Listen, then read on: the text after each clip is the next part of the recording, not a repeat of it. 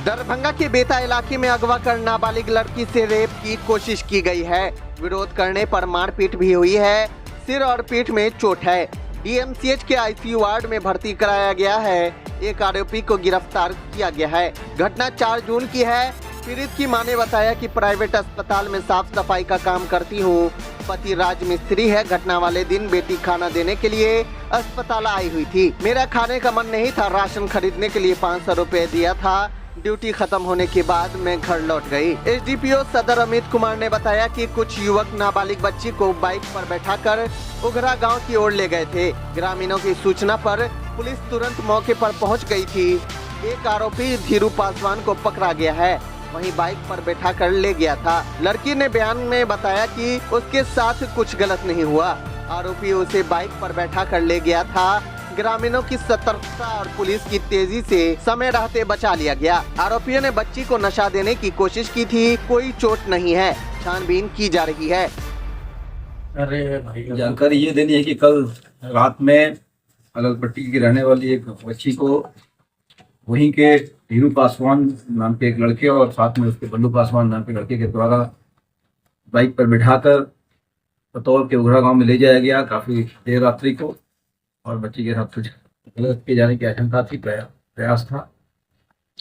घटना को देखते हुए आसपास के ग्रामीणों के द्वारा हम लोगों को सूचित किया गया। काली पुलिस की तत्परता से और ग्रामीणों के सहयोग से उनमें से एक व्यक्ति को पकड़ा गया जिसका नाम धीरू पासवान है, जो उसे बाइक में बिठा कर लाया था, और उस बच्ची को रेस्क्यू कराया गया। बच्ची का उम्र क्या होगा सर? क्या वो नाबालिग थी? अब हाँ, बच्ची नाबालिग है और स्थिति बिल्कुल अच्छी है उनकी। बयान में बताया गया उसके हाथ कुछ किया नहीं गया था। लोग बिठाकर ले गए थे। वहाँ के लोगों की तत्परता से, पुलिस के सहयोग से तत्काल ही उसे रेस्क्यू करा लिया गया और जो लड़का है उसे गिरफ्तार किया गया है। लड़की अभी कहाँ भर्ती है सर? लड़की डीएमसीएच में है। ये दिन दहाड़े भर्ती है। भर्ती होने का कारण क्या है? क्या तकलीफ है उसकी? उसे कुछ इन्होंने नशे रिलेट करने के लिए कुछ नशा वगैरह पान कराया था, उसी की दिक्कत है, और अदरवाइज कोई उसे इंजरी नहीं है, कोई चोट नहीं। कितने लड़के थे लगभग? कितने लड़के थे? 2 लड़के थे जो ढूंढे गए थे। एक हमारे हिरासत में है, दूसरे के लिए प्रयास जारी है। वो भी अलपट्टी के थे। लेकिन नामजद अभियुक्त सर 4 है। 3 के नामजद किया गया है, एक अन्य है।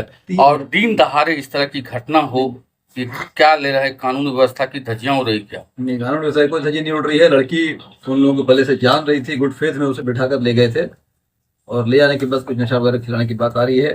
3 लोग हैं और एक और अज्ञात है। सब लोगों के आने के बाद ही बिल्कुल कहानी सामने आई।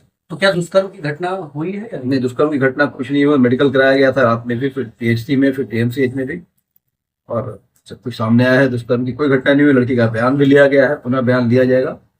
अभी वो लड़की की मां ने कहा कि चाकू के दम पर मारपीट की गई है।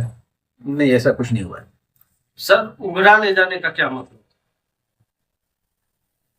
ग्रामीण इलाका है, झाड़ी वगैरह में, गाछी में ले जाने का प्रयास किया गया था। ये जो तीनों आरोपी थे, क्या उसके कोई रिश्तेदार उगरा उस इलाके में रहते हैं? ये पूछताछ की जा रही है। ये सब तीनों आरोपी जो है, ये नाबालिग है या बालिग?